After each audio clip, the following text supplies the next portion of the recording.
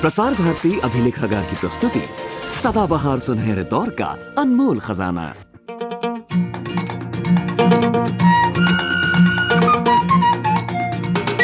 बातों बातों में मुलाकातों में हमने कहा क्या, उनसे सुना क्या, जिनसे मिले हम उनसे मिलो तुम।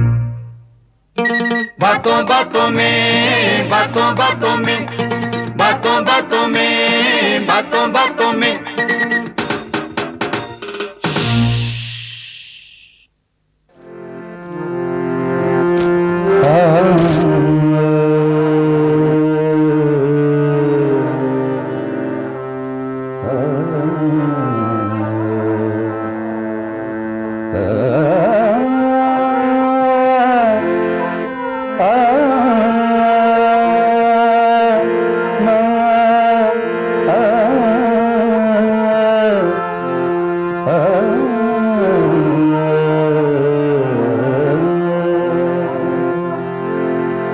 फिर सतावो हो, फिर सतावो कि सताने में मजा आता है। फिर सतावो कि सताने में मजा आता है। रूठ जाओ के मनाने में मजा आता है। फिर सताओ के सताने में मजा आता है।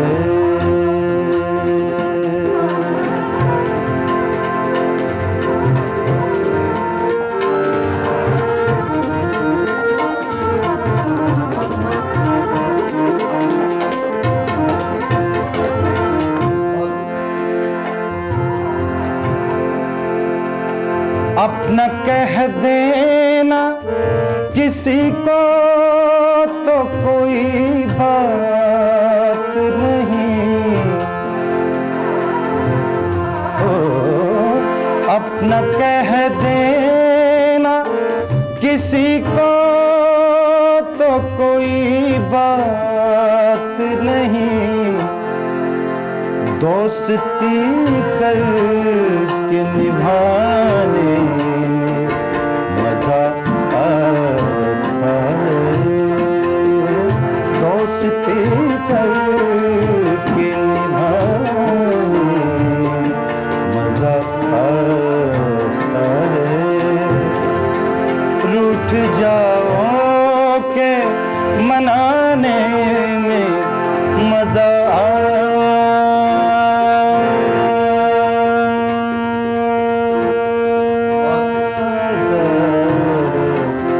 सताओ कि सताने में मजा आता है। फिर सताओ।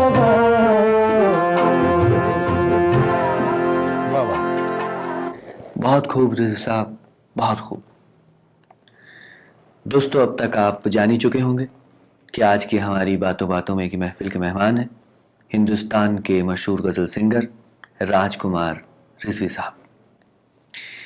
आइए आज इनसे मुलाकात करें, कुछ इनकी गायकी के बारे में जानें, कुछ इनकी ज़िंदगी के बारे में पूछें और कुछ इनकी ज़िंदगी के साथ घटे एक हसीन हादसे यानी शादी के बारे में बात करें। तो रिज़वी साहब, सबसे पहले तो हमें ये बताइए कि मौसीकी आपकी ज़िंदगी में दबे पाँव आई या आपके ख़ानदान में पहले से ही पाँव दबा के बैठी थी? रुबन भाई, बहुत बहुत शुक्रिया, आपने मेरी गज़ल को पसंद किया। आपने ये सवाल पूछा कि मौसीकी जो है वो दबे पाँव आई या आपके ख़ानदान में पहले से मौजूद थी। बस ये हमारी पीढ़ियों का ख़ानदानी एक देन है जी। मेरे फादर उस्ताद नूर मोहम्मद रिज़वी, जिनकी देन है मुझे कि उन्होंने इस लायक बनाया मुझे जो मैं आज इस दुनिया में काम कर रहा हूँ, गज़ल और गीत और ठुमरी। क्योंकि हमारा एक घराना है, कलावंत घराना।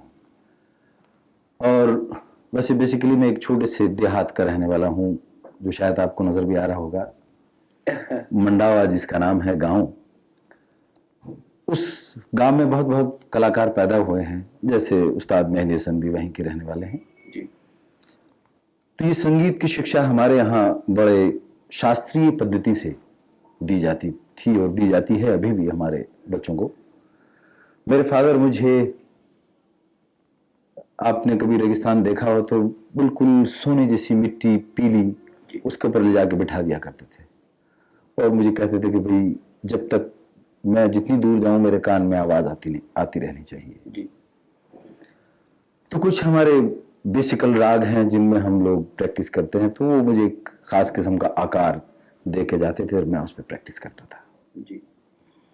और बहुत सारे जो हमारी टिपिकल संस्कृति जो है उसकी खुशबू मेरे ज़मीर में, मेरे जहन में, मेरे दिल में। मिर्ज़ा साहब, आपकी मौसीकी की तालीम जो थी वो कहाँ हुई और वो कितनी आसान या कितनी मुश्किल थी? वैसे म्यूजिक की जो तालीम है वो आसान तो नहीं है और मुश्किल बहुत ज़्यादा है।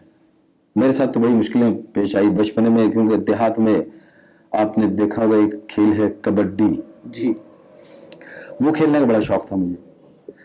अब हमारे फादर जो थे वो चाहते थे कि कुछ बनाएं इसको, तो वो दोपहर में चारपाई से मेरा पैर बांध दिया करते थे और एक कोई राग बोलते थे, ये राग गाओ।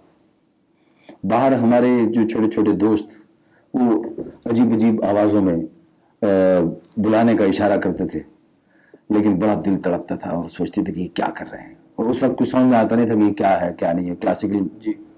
लेकिन साहब वो बड़े सख्त लोग हुआ करते थे और बड़ी सख्ती से उन्होंने ट्रेनिंग दी, उसका फ़ायदा आज हमें उठा रहे हैं साहब। रज़ी साहब, हर मुसाफिर को अपनी मंजिल की तलाश होती है और अगर वो मुसाफिर एक आर्टिस्ट हो तो ये तलाश और भी गहरी हो जाती।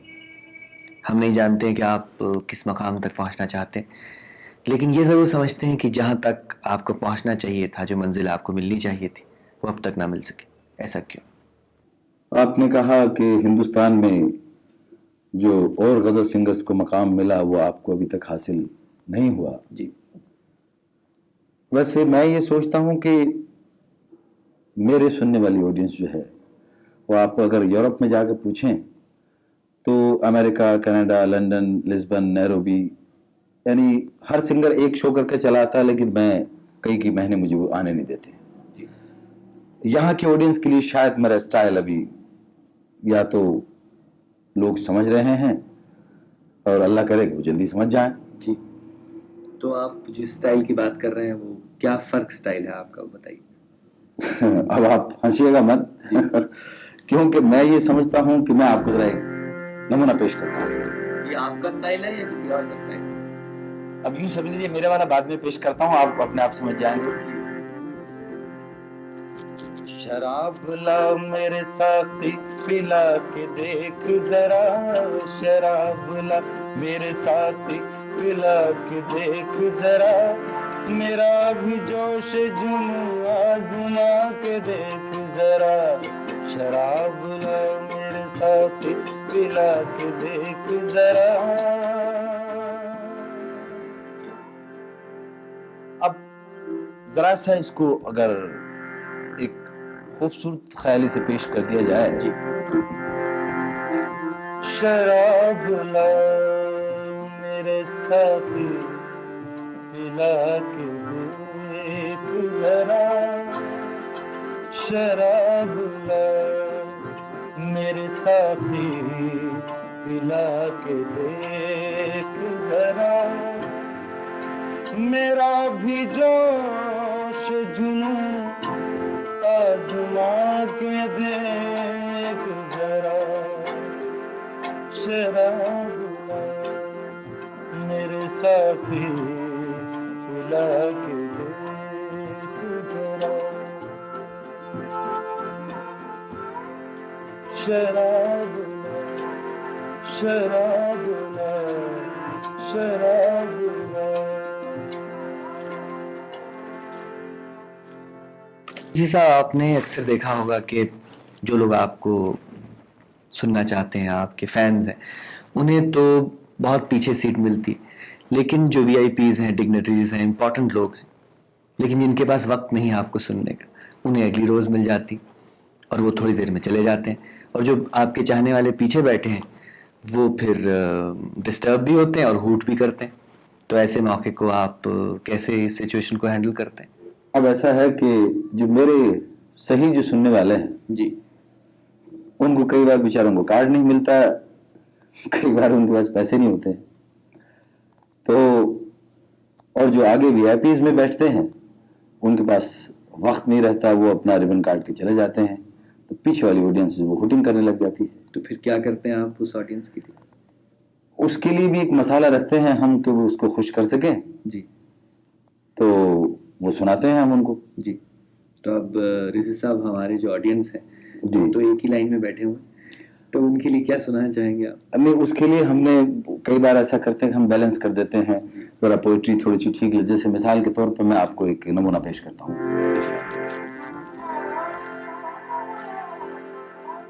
बंद लिफाफा आया है बरसों बाद हमारे नाम। बंद लिफाफा आया है बरसों बाद हमारे नाम। आओ यारो जश्न मनाएं, छलकाएं खुशियों के जाम। बंद लिफाफा आया है बरसों बाद हमारे नाम। बड़ा काबिल गौर दुआ है इसमें।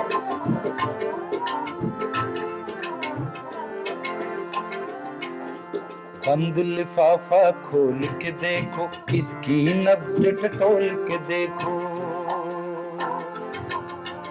इसमें है तस्वीर है शायद, इसमें एक तस्वीर है शायद, मेरे दिल की हीर है शायद। इसमें है कि प्यार की चिट्ठी, चिट्ठी में वो है ये लिखती, बाद खुदा के मेरे लब पे आए तुम्हारा नाम। बंद लिफाफा आया है बरसों बाद हमारे नाम। आओ यारो जश्न मनाएं, छलकाएं खुशियों के जाम। बंद लिफाफा, बंद लिफाफा, बंद लिफाफा। जैसे साहब, किसी भी चीज़ की ज़िंदगी में जल्दी अच्छी नहीं होती, लेकिन अफसोस की बात यह है कि आज का गज़ल सिंगर बहुत जल्दी में रहता है। वो फास्ट नंबर्स गाना चाहता है, गज़ल को गीत और कव्वाली के अंदाज में गाना चाहता है, सिर्फ जुल्फ़ों पर और शराब और शबाब पर गाना चाहता है, एक इमेज बनाना चाहता है अपनी। ऐसा क्यों हो रहा? आपने फरमाया कि आज का सिंगर जहाज की तरह दौड़ रहा है। जी, आपने बड़ा दुरुस्त फरमाया। जल्दी में है, बहुत बहुत जल्दी में है। एक आपने सुनी होगी कहावत कि एक रात में बादशाह बन जाना। जी। तो बस ये गजल के पेशों को यूं समझ लिया है कि शॉल ओढ़े और चल दिए, क्योंकि ऑडियंस इतनी हमारी माफी के साथ कहूँगा खराब हो चुकी है कि उनको आप जब तक चवन्नी ना सुनाए वो खुश नहीं होते हैं। तो हम जैसे जो कुछ अच्छी चीज सुनाना चाहते हैं फिर हम तो परेशान हो जाते हैं। जी। अब अगर हम गजल के पेशे में आप देखिए कि जो लोग रियाज करके मर गए उनको 10,000 किसी ने नहीं दिया, और चवन्नी वाली गजल गा के आदमी 50,000 भी कोई मांग ले तो आज देने के लिए तैयार हैं लोग। बेशक। अब अगर हम कोई अच्छी गजल सुनाए तो हमको शायद सुने ना लोग, और अगर हम ये चालू, जैसे मिसाल के तौर पे मैं आपको बताऊं, अगर मैं ये गजल गाऊं, मौसम भी महकदे में सुहाना है साकिया, मौसम भी महकदे में सुहाना है साथिया, तौबा को तोड़ने का बहाना है साथिया, मौसम भी महक में सुहाना है साथिया। एक एग्जाम्पल है।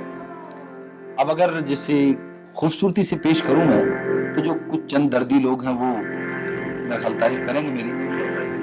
हाँ, और ऐसी बात भी नहीं, आप जैसे दर्दी हैं मौजूद हैं।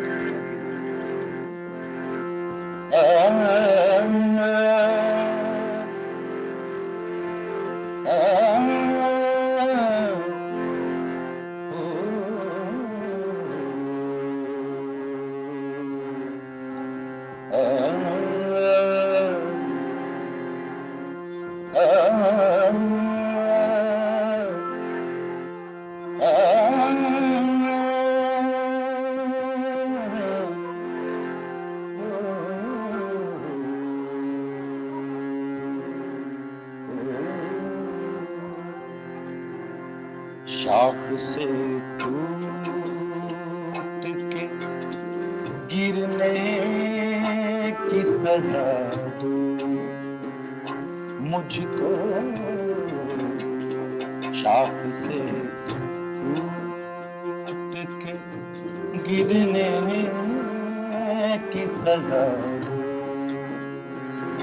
मुझको, एक पत्ता ही तो हूँ क्यों न हवा दो मुझको, शाख से टूट के गिरने की सजा दो मुझको, मैं हूँ शीशा तो सजा दो किसी तस्वीर के साथ, मैं हूँ शीशा तो सजा दो किसी तस्वीर के साथ, और पत्थर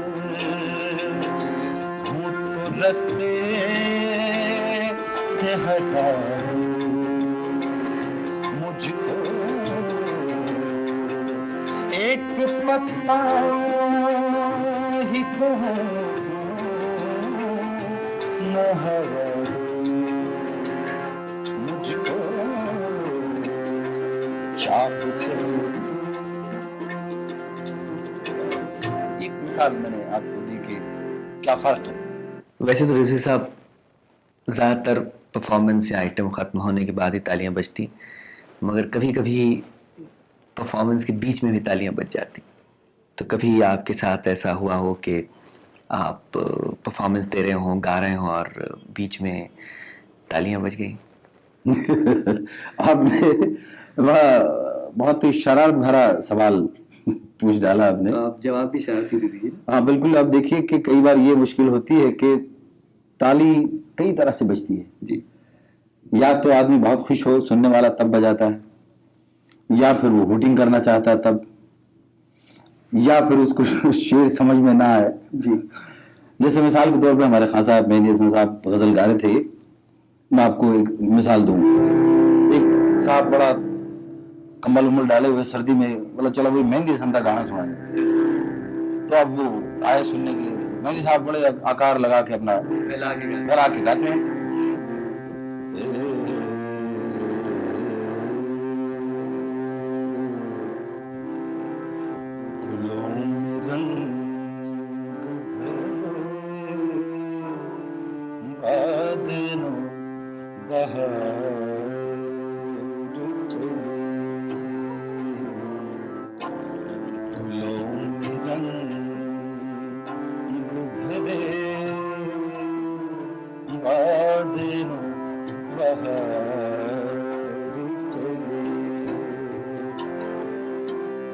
चले भी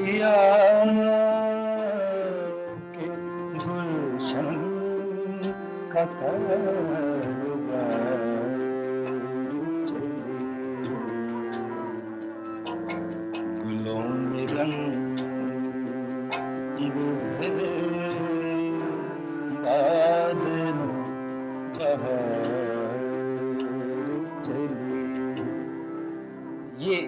सुन के तो एक और कल लगा भाई बस कर हूं बादलों बाहर ले भी आओ यार।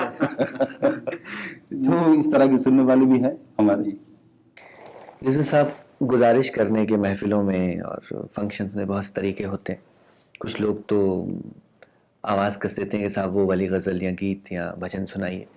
कुछ लोग चिट भेज देते हैं, कुछ इशारों से ही बता देते हैं उन्हें क्या सुनना। तो कभी कोई ऐसी गुजारिश जो किसी ने आपसे की हो जो आज तक आपको याद हो? आपने फरमाइश के बारे में बड़ा अच्छा कहा। कई बार इतनी सख्त जहाँ फरमाइश आती है जी कि हम बड़े सोच में पड़ जाते हैं। जैसे आप अपने यहाँ वो है ना कि जिंदगी भर नहीं भूलेगी वो बरसात की रात, तो मुझे वो हमारे फंक्शन की रात नहीं भूलेगी। मैं और इंद्रानी वैनकूवर में परफॉर्म कर रहे, तो एक बड़े भारी भरकम ये मूछें राके एक पर्ची कर लगे यही गाना पाएगा जी तो अच्छा गाना मुझे याद नहीं, यकीनन मानिए आपके, मुझे मैं सोचता कि ये एक लाइन उसकी वो जिंद माई बाज तेरे जी पंजाबी का गाना। अब मैं गजल गा रहा गाते गाते सोच रहा कि भाई इसको कैसे पूरा करूं मैं, लेकिन मैंने उनको कहा कि मैं कोई दूसरा हुजूर दूसरा कुछ पेश करूं। कह लगा नहीं जब प्रोग्राम करना तो यही गाना पैना जी।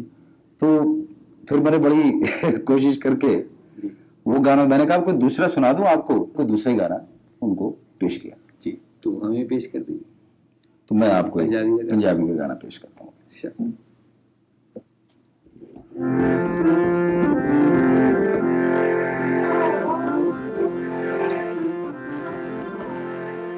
सानू पुछ के ना एवें पछतावी, सानू पुछ के ना पछतावी, फिर रब्बा असा यार मंगना, ओ साडी गल च ना एवें आ जावी, साडी गल च ना एवें आ जावी, रब्बा असा यार मंगना।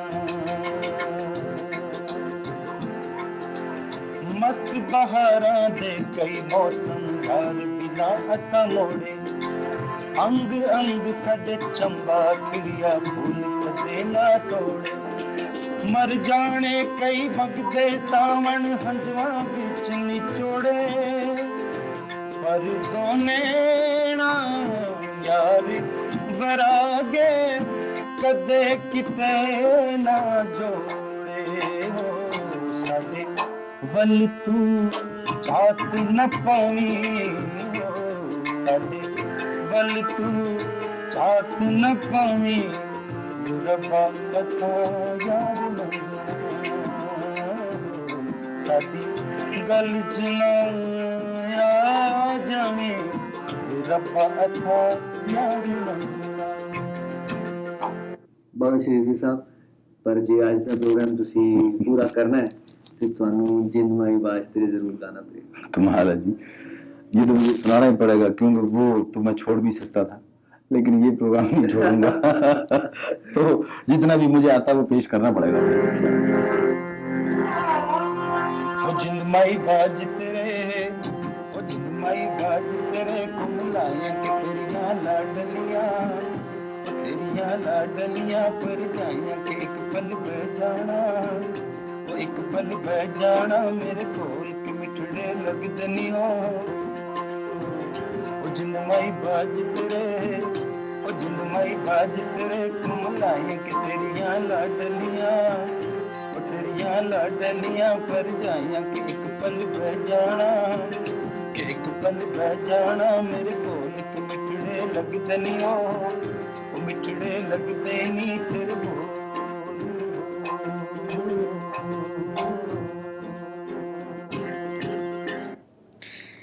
वैसे तो रिजी साहब, एक इंसान के लिए शादी खुद ही बहुत बड़ा हंगामा है, लेकिन हमें ऐसी खबर मिली है कि आपने शादी के लिए हंगामा कर दिया था और बड़े ड्रामेटिक अंदाज से शादी की थी। तो कुछ इस हंगामे पर आप रोशनी डालना चाहेंगे? जनाब, हंगामे की बात आपने कही, जब आप शादी कर चुके तो उसके बाद एक हंगामा हुआ जी, क्योंकि शादी पे तो हंगामा हुआ। मैं राजस्थान का, बीवी बंगाल की जी, और हम राजस्थान के मुस्लिम जाट हैं जी, बीवी ब्राह्मण हैं। तो खैर हम आर्टिस्टों के यहाँ तो इसका कोई फर्क नहीं है। हम लेकिन खैर साहब वो ससुराल की तरफ से कुछ पहलवान जो थे वो हमारे प्रोग्राम में पहुंच गए जी। हम अपना प्रोग्राम की रिहर्सल कर रहे थे एक होटल में, तो उन्होंने कहा भाई बाहर आई जरा आप। मैंने कहा साहब ये गाना गा लूं एक, उसके बाद आप भी सुन लीजिए, फिर आप जहाँ कहेंगे वहां चलेंगे हम। अच्छा, आपको वो अबडक्ट करने के लिए आए? जी जी जी, कोशिश तो यही थी। मैंने कहा मैं कलाकार हूँ, मेरे पास क्या है, वैसे ही आप जी। लेकिन वो क्योंकि हमने कहा ये गाना जरा आप हम रिहर्सल कर लें, उसके बाद आप बात कीजिए। तो हमने वो गाना सुनाया उनको। अच्छा, तो वो गाना सुन के कर लगे यार बड़ा अच्छा गाते हो। मैंने कहा बस इसी पे माफ कर दिया उन्होंने। तो गाना तो सुना दीजिए। अच्छा, उस गाने के 2 बोल मैं आपको पेश करता हूँ।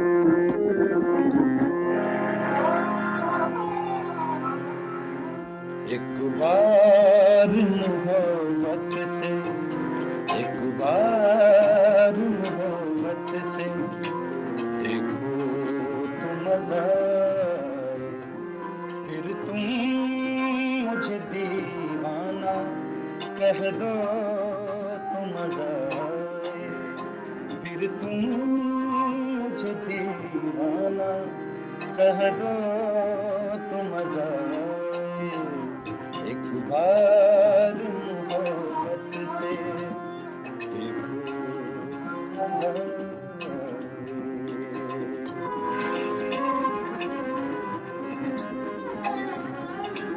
आप लोगों को शेर बहुत इसमें खूबसूरती है।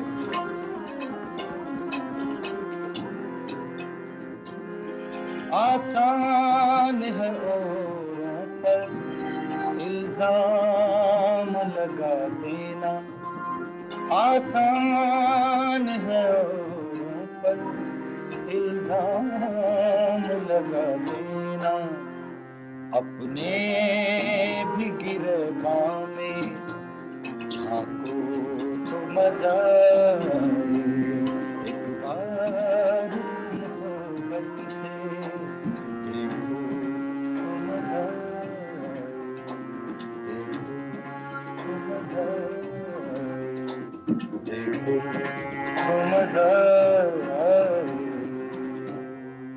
बहुत अच्छी, बहुत। ये गाना सुन के उन्होंने साहब बड़े कहा कि भाई यार आर्टिस्ट आदमी हो, जाओ अपने घर। अपने घर।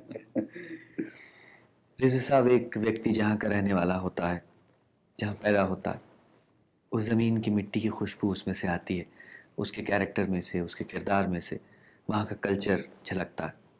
तो आप तो राजस्थान के रहने वाले, तो हम चाहेंगे कि आप राजस्थानी खुशबू में धुला हुआ हमें एक गीत सुना दें।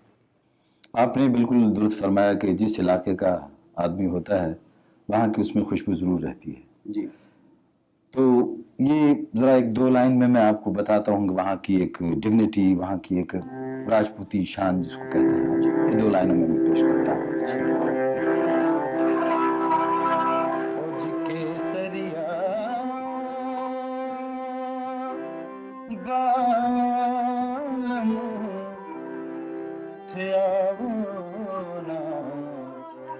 पधारो मारे देश में बादीला मत छकिया बारू आवो ना, पधारो मारे देश मारू थारे देश में कोई निपुजे रतन, एक ढोलो तुझ मारवण, कोई तीजो कसुमल रंग, ओ केसरिया ओ बादीला ओ बाई सारा बीरा,